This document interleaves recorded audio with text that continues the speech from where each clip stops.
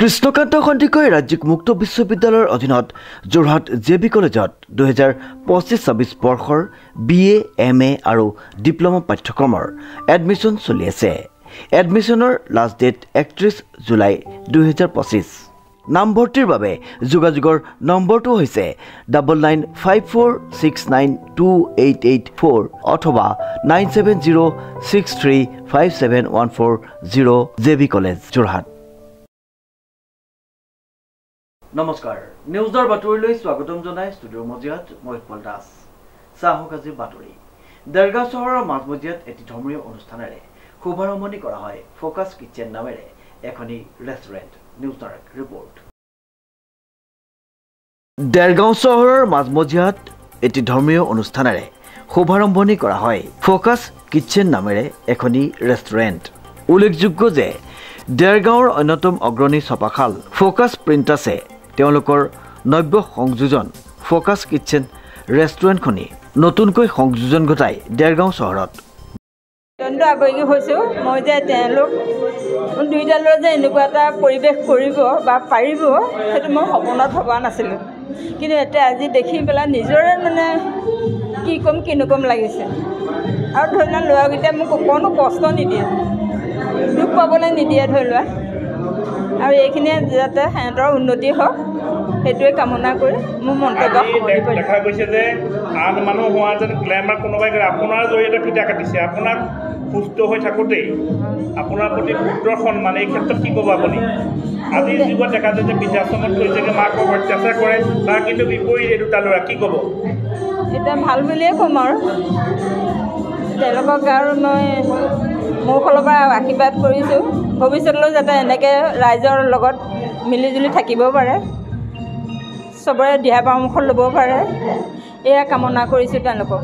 এই উপলক্ষে focus printers তথা নব্য ফ'কাছ কিটচেনৰ স্বত্বাধিকাৰ সুপ্ৰভ জ্যোতি নেওগে কোনো বিশিষ্ট ব্যক্তিৰ দ্বাৰা ফিটা নকটাই তেওঁৰ মাতৃৰ হাতেৰে ৰেষ্টুৰেণ্টখনৰ ফিটা কটায়। সকলোকে নমস্কাৰ। আৰু মাহঁতে ফিটা কটাইছোঁ মানে মোৰ মাৰ আশীৰ্বাদত, মাৰ মৰমৰ অবিহনে একো নহয়। ভাবিলোঁ মায়ে ফিটা কাটি শুভাৰম্ভ কৰক, সেইকাৰণে মায়ে ফিটা কাটি শুভাৰম্ভ কৰিলে। কিন্তু দেৰগাঁৱৰ সমূহ ৰাইজৰ সকলোৱে যি মৰম পাইছোঁ, আশীৰ্বাদ পাইছোঁ।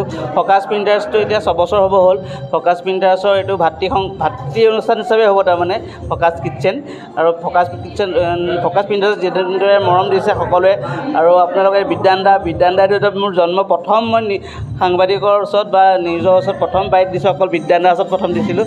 আৰু তেতিয়াৰ পৰাই প্ৰচাৰ প্ৰসাৰত সকলোৱে সমানে সহায় কৰিছে। দেৰগাঁওবাসীৰ ওচৰত মই চিৰকৃতজ্ঞ, সকলোলৈকে মোৰ ধন্যবাদ। আৰু যি মৰম ফ'কাছ প্ৰিণ্টাৰ্ছক দিছিলে তেনেকৈ আমাৰ ফ'কাছ কিটচেনকো সমানে মৰম দিব, কাৰণ আপোনালোকৰ মৰমৰ অবিহনে, আশীৰ্বাদৰ অবিহনে আমি এখোজো আগবাঢ়িব নোৱাৰোঁ। আৰু আজি যিসকল উপস্থিত হৈছেহি তেওঁলোকলৈ ইমান গৰমত ইমান সময় অপেক্ষা কৰি আছে, সকলোকে মই ধন্যবাদ জনাইছোঁ।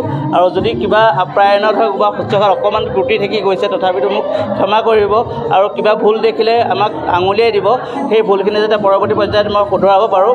আৰু বহুত পৰিকল্পনা আছে, কাম কৰি ভাল পাওঁ, সকলোৱে জানে, আৰু কাম কৰি যাম। আৰু নতুন নতুন পৰিকল্পনা আছে, সকলো সময়তে সকলোৱে সহযোগিতা মই কামনা কৰিছোঁ। স্বত্বাধিকাৰীগৰাকীয়ে জানিবলৈ দিয়ে যে আইৰ সমান হ'ব কোন, নৈৰ সমান বব কোন। কথাষাৰক সাৰ্থক কৰি নিজ মাতৃৰ দ্বাৰা ফিটা কটাই ৰেষ্টুৰেণ্টখন মুকলি কৰে। আমি আজি কুশাংগজ্যোতি নেওগ আৰু সুপ্ৰজ্যোতি নেওগৰ এক প্ৰচেষ্টাত দেৰগাঁও যি অনুৰাগ মাৰ্কেটত এখনি ৰেষ্টুৰেণ্ট মুকলি হৈছে, অত্যাধুনিক ৰেষ্টুৰেণ্ট। প্ৰথমে তেওঁলোক দুয়ো ভাতৃলৈকে শুভেচ্ছা জনালোঁ। 2019 চনতে ফ'কাছ প্ৰিণ্টাৰ্ছ নামৰ এটি স্পেচ খুলি তেওঁলোকে ব্যৱসায়িক জীৱনৰ আৰম্ভণি কৰিছিলে। আৰু তাৰ পিছতেই ফ'কাছ পৰিয়ালৰ নৱতম সংযোজন যি ৰেষ্টুৰেণ্ট তেওঁলোকে আৰম্ভ কৰিছে ফ'কাছ কিটচেন নামেৰে, তেওঁলোকলৈ অলেখ শুভকামনা। তেওঁলোকে নিজেই আত্মসংস্থাপন হোৱাৰ লগতে আৰু বহুতো 5-6জন যুৱক যুৱতীক ইয়াতে সংস্থাপন দিবলৈ সুবিধা হৈছে। এইটো এটা ভাল শুভ লক্ষণ। আৰু অনুৰাগ মাৰ্কেটত এনেধৰণে এখন অত্যাধুনিক যি কিটচেন তেওঁলোকে খুলিছে, সেই খোলাটো এটা প্ৰয়োজন আছিলে দেৰগাঁও অঞ্চলত যিহেতু সুস্বাদু খাদ্যৰ এখন উপলব্ধ হোৱাৰ যি ৰেষ্টুৰেণ্ট সেই ৰেষ্টুৰেণ্ট মানে অতিকৈ প্ৰয়োজন আছিলে আৰু সেই প্ৰয়োজনীয়তা অনুভৱ কৰি তেওঁলোকে আজি এই কিটচেনখন খুলিছে আৰু তেওঁলোকলৈ শুভেচ্ছা জনালোঁ এয়া এক শুভ লক্ষণ এয়া অসমীয়া ল'ৰাৰ যি কৰ্ম কৰি যোৱাৰ যি গতি সেই গতিক মই শলাগ লৈছোঁ আৰু তেওঁলোকলৈ শুভেচ্ছা জনালোঁ তেওঁলোকে ব্যৱসায়িক ক্ষেত্ৰৰ লগতে সামাজিক জীৱনতো সমানে আগবাঢ়ি যাওক এয়াই মোৰ শুভকামনা উক্ত ৰেষ্টুৰেণ্টখনিৰ শুভ উদ্বোধনী অনুষ্ঠানটিৰ লগত সংগতি ৰাখি এটি অনুষ্টুপীয়া সংগীতা অনুষ্ঠানৰ ব্যৱস্থা কৰা হয় উক্ত অনুষ্ঠানত উপস্থিত থকা ব্যক্তিসকলক একোখনকৈ কৃতজ্ঞতাৰ শৰাই পত্ৰ জ্ঞাপন কৰি সম্বৰ্ধনা জনোৱা হয় পৰিয়ালৰ সহায়িকা মাজৰ পৰা এইখন পৰ্যায় পাইছে আপুনি অসমতে স্বীকাৰো কৰে কথাবিলাক অত্যন্ত সংগ্ৰামৰ বিনিময়ত আজি নেও ভাতৃৰ দৰে ব্যৱসায় উন্নতি হৈছে ফ'কাছ বিন্দাছৰ লগত আজি এক ভাতৃ সংগঠন হিচাপে বা ভাতৃ প্ৰতিষ্ঠান হিচাপে আজি এইটো হৈছে এই ক্ষেত্ৰত মাতৃহাতে ফিটা কাটি যি উন্মোচন কৰিলে ইচ্ছাক্ৰান্ত গ্লেমাৰ অৱস্থা জীৱনৰ বিষয়ে কি ক'ব হয় কি ক'ম সঁচাকৈ নিজক লৈ গৌৰৱ অনুভৱ হৈছে দাদাহঁতক লৈ গৌৰৱ কৰিছোঁ আমি বহুত সাধাৰণ পৰিয়ালৰ দেউতা ফ্ৰেঞ্চাইজ স্কুলৰ টিচাৰ আছিলে তাৰপিছত আমাক দেউতাই টিউশ্যন কৰোঁতে আমাৰ তিনিটাক ডাঙৰ কৰিলে তাৰপিছত দাদাহঁত ডাঙৰ হোৱাৰ পৰা দেউতাৰ কষ্টখিনি দাদাহঁতে হাতত লৈ ল'লে দাদাহঁতে প্ৰথমতে ফ'কাছ প্ৰিণ্টাৰ্ছ খুলিলে আজি 6 বছৰ হ'ল ফ'কাছ প্ৰিণ্টাৰ্ছৰ যেনেকৈ দেৰগাঁওবাসীয়ে হওক বা অসমৰবাসীয়ে হওক আমাৰ প্ৰেছক যেনেকৈ আগুৱাই নিছে তেনেকৈ আজি ফ'কাছ কিটচেন বুলি এটা ৰেষ্টুৰেণ্ট আমাৰ দাদাহঁতে হাতত তুলি ল'লে ফ'কাছ কিটচেনো আমাৰ দেৰগাঁওবাসীয়ে এনেদৰে আগুৱাই নিব বুলি আমি আশাবাদী আৰু কওঁ মাক লৈ কি কওঁ মাৰ সমান কোনো হ'ব নোৱাৰে ন যিমানেই গ্লেমাৰ হওক যিমানেই ডাঙৰ মানুহ হওক মাৰ সমানটো কোনেও হ'ব নোৱাৰে মাহঁতে ফিটা কাটিবলৈ পাই আমি অত্যন্ত সুখী মা এগৰাকী কেঞ্চাৰ পেচেণ্ট হ'লেও মানে মা সদায় হাঁহি ফূৰ্তি কৰি থাকে তেনেকৈ ৰাখিছোঁ মাক তেনেকৈ ৰাখিছোঁ